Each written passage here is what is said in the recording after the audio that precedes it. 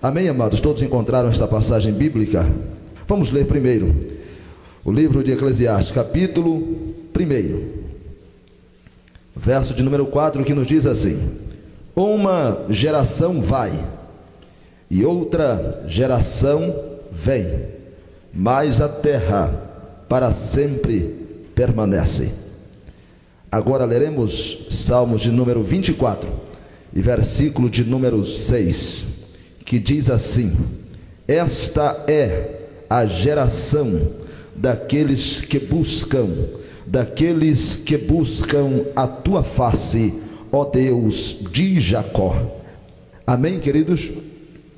Amados irmãos, servos do Senhor Deus, nós estamos em festa, estamos no último dia da festa, e eu estou acreditando que aqueles que não foram abençoados no dia de sábado, onde nós aqui estivemos, no dia de ontem, eu quero acreditar que o Senhor tem coisas grandes para fazer na sua vida hoje. No sábado Deus batizou com o Espírito Santo, no domingo Deus renovou, e até o final do culto, ao sairmos, havia pessoas ainda arrebatadas. Eu quero acreditar que você vai ser abençoado hoje novamente, para a glória do nosso Deus, até porque a medida do nosso Deus é transbordante, ultrapassa os limites da nossa compreensão. Nessa noite o Senhor Deus fala de maneira forte ao meu coração. Deus toca a minha alma para falar justamente acerca desta geração, acerca deste nosso tempo, acerca desta nossa época. Quando nós lemos os dois textos que aqui fizemos menção, queridos, no livro de Eclesiastes, há uma expressão muito clara e muito categórica, quando a Bíblia diz que uma geração vai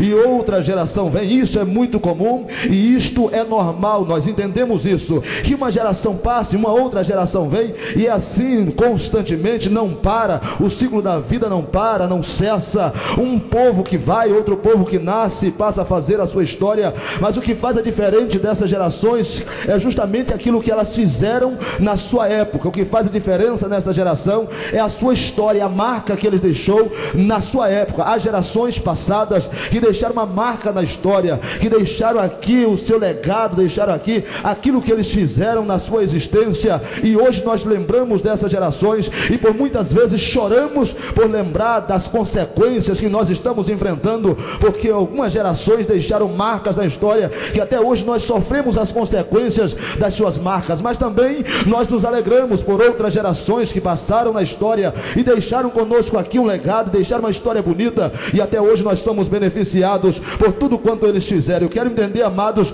que tudo quanto foi acontecido na história serve como base, serve como alicerce, para que nós neste tempo, nesta época, venhamos fazer a diferença e sejamos diferente de todas as gerações que já passaram, que nós seremos a geração do arrebatamento, a geração que será cheia do Espírito Santo de forma como nunca houve na história. Seremos a geração que sonhou os sonhos de Deus, seremos as gerações dos adoradores, seremos a última geração que nós estamos esperando o arrebatamento da igreja. Isto é claro, amados, eu estou entendendo que o Senhor já está voltando, e daqui mais um pouquinho nós vamos estar glorificando o nome do Senhor lá no seu trono, e lembrando, nós fomos a última geração e nós deixamos uma marca. Que marca foi essa? Nós não negligenciamos a fé, nós fomos fiéis constantemente, e aqui estamos para glorificar o nome santo do Senhor. Eu não sei se você entende, se você crê, mas se você acredita, por favor, levante a sua mão e já comece a glorificar o nome do Senhor, que vive e reina para todos sempre. Bendito seja o nome santo do Senhor.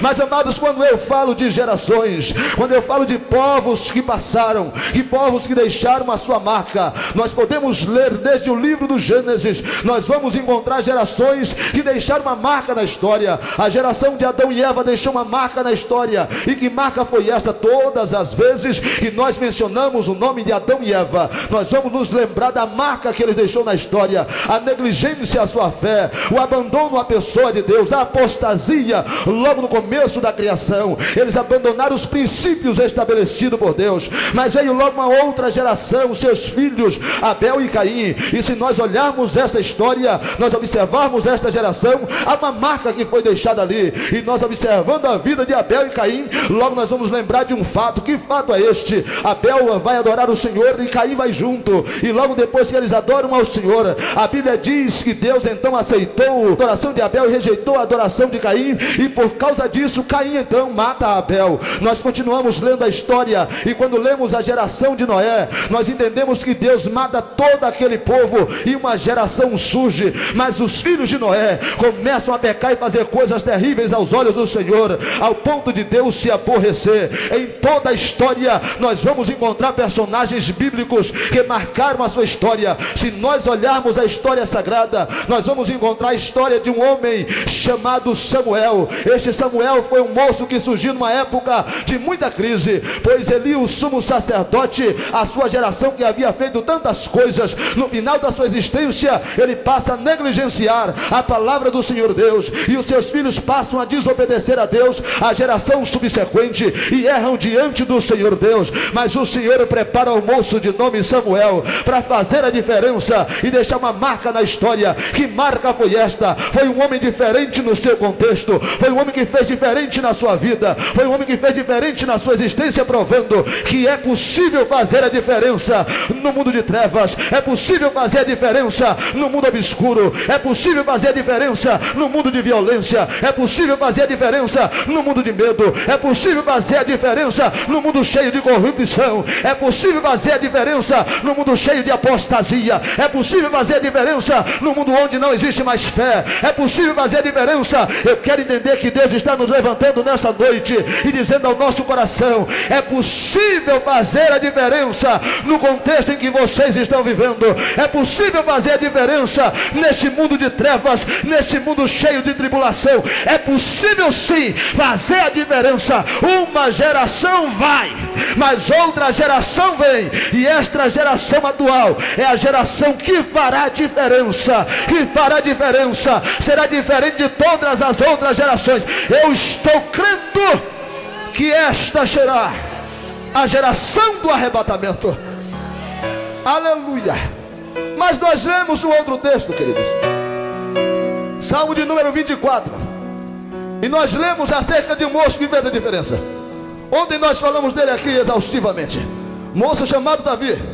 Falamos dos seus despreços, mas este moço fez a diferença no seu contexto. E Salmo 24 ele expressa um louvor que mostra a realidade da sua época, do seu tempo. Quando ele canta o Salmo de número 24, logo no contexto do verso de número 6, o qual lemos, nós encontramos três grandes expressões do capítulo 24, do verso 1 até o verso 5.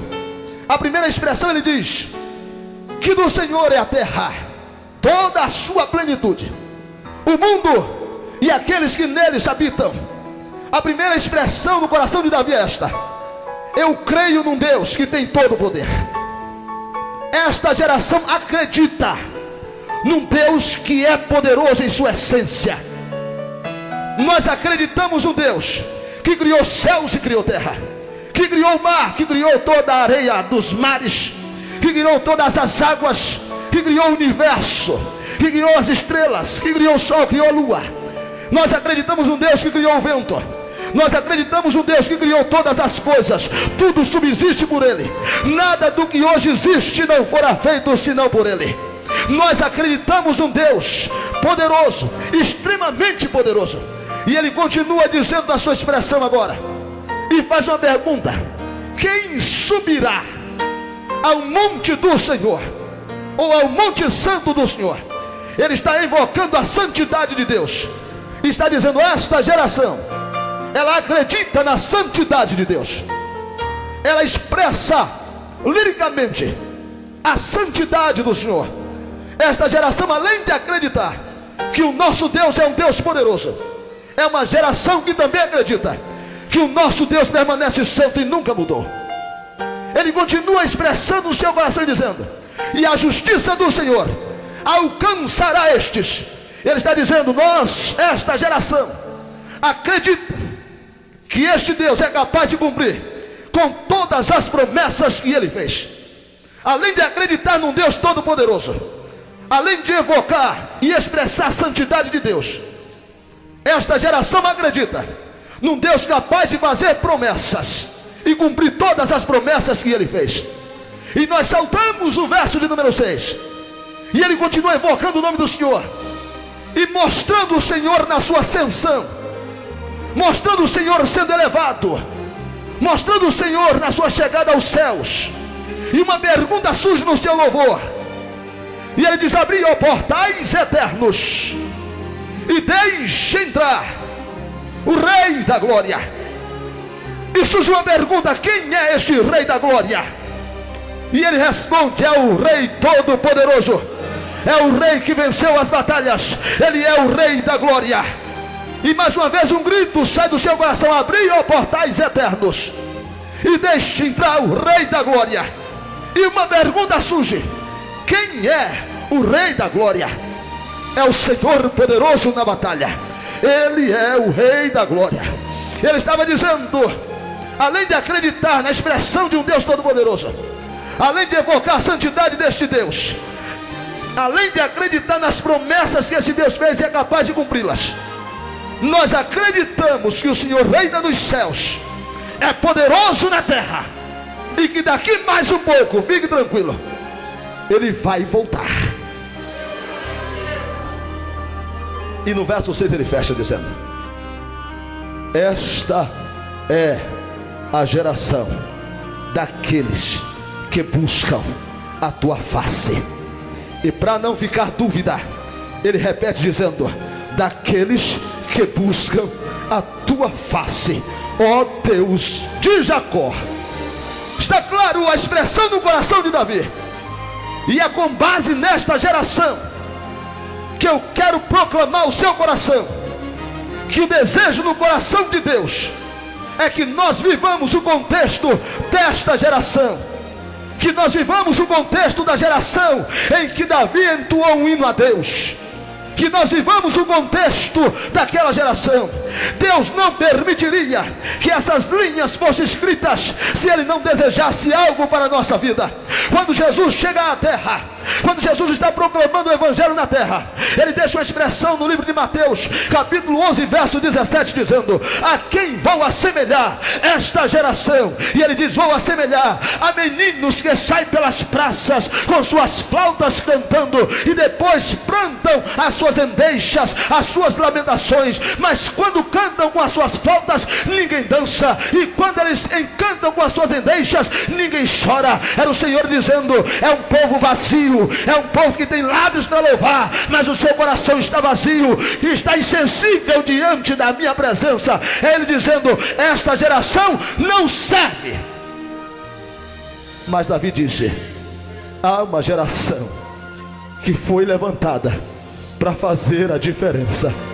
E nesta noite eu quero proclamar aos quatro cantos desta terra que Deus te levantou para fazer a diferença, para fazer a diferença, para mostrar que você pode fazer a diferença. E como nós faremos a diferença, irmãos? Acreditando que o nosso Deus é o Deus Todo-Poderoso, é o Deus que comanda nos céus e é o Deus que comanda na terra, é o Deus que manda no céu, é o Deus que manda na terra. Todas as coisas foram feitas por Ele, Ele criou todas as coisas e Ele merece destaque de justo louvor. Quando a Bíblia diz que toda a plenitude fora feita pela mão de Deus, a Bíblia está dizendo: Ele quer apenas que você reconheça que Ele é grande. Então passe a adorar e bendizer e enaltecer o santo nome de Jesus, que vive e reina para todo sempre. Mas pode surgir uma pergunta: mas como eu vou adorar o nome do Senhor? Eu vou te dar um exemplo. A Bíblia nos ensina como adorar o santo nome do Senhor. Há muitas características. Está aqui. Quando surge uma pergunta no Salmo 24: quem é este Rei da Glória? Prepare o seu coração se você quer adorá-lo, que eu vou te apresentar o Rei da Glória. Eu vou te apresentar o Rei da Glória. O Rei da Glória, o qual o salmista faz menção aqui, é maior do que Abraão, é maior do que Isaac, é maior do que Jacó. O Deus que é apresentado aqui é maior do que Judá, é maior do que Pérez, é maior do que Jessé, é maior do que Davi, é maior do que Salomão, é maior do que Isaías, maior do que Jeremias, é maior do que Malaquias, é maior do que Mateus, é maior do que Lucas, é maior do que Pedro, é maior do que João. Esse Deus que é apresentado aqui é maior do que o sol, é maior do que a lua, é maior do que as estrelas, é maior do que o mar, é maior do que o vento, é maior do que todo o universo. Esse Deus que é apresentado aqui é um Deus grande no céu e é um Deus grande na terra. Bendito seja o nome santo do Senhor. Mas eu quero que você entenda quem é esse Deus ainda. Leia no livro do Gênesis Gênesis e descubra ainda que ele é a semente da mulher, a promessa infalível. E no livro do Êxodo, ele é o Cordeiro Pascual, a provisão de Deus para a redenção. E no livro de Números, é a rocha ferida, é a água que emanou da rocha de Meribá. E no livro de Levítico, é o sumo sacerdote, o advogado das nossas almas. E no livro de Deuteronômio, é profeta maior, aquele que fala e faz cumprir, aquele que está conosco essa noite para ser glorificado. Então levante a sua mão e comece a exaltar o nome dele. Ele é o Rei da Glória e não há outro maior do que ele. Não há outro semelhante a ele. Irmão, eu quero entender mais acerca deste Deus poderoso. Continue lendo a Bíblia. No livro de Josué, é o nosso libertador. Nos livros históricos, é a causa da nossa história. Ele não está no rodapé, nem nas margens da história. Ele é o centro de toda a história. Nos livros poéticos, é a causa do nosso louvor, da nossa exaltação, da nossa adoração. Nos livros proféticos, é o mistério de Deus. Mas nos evangelhos, é o Deus encarnado entre nós. Em Atos dos Apóstolos, é o batizador com o Espírito Santo e a causa da igreja. Nas epístolas, é a carta de Deus aberta ao coração dos homens. E no Apocalipse, é o alfa, o ômega, o princípio e o fim. Ele é o Deus todo poderoso. Levante a sua mão.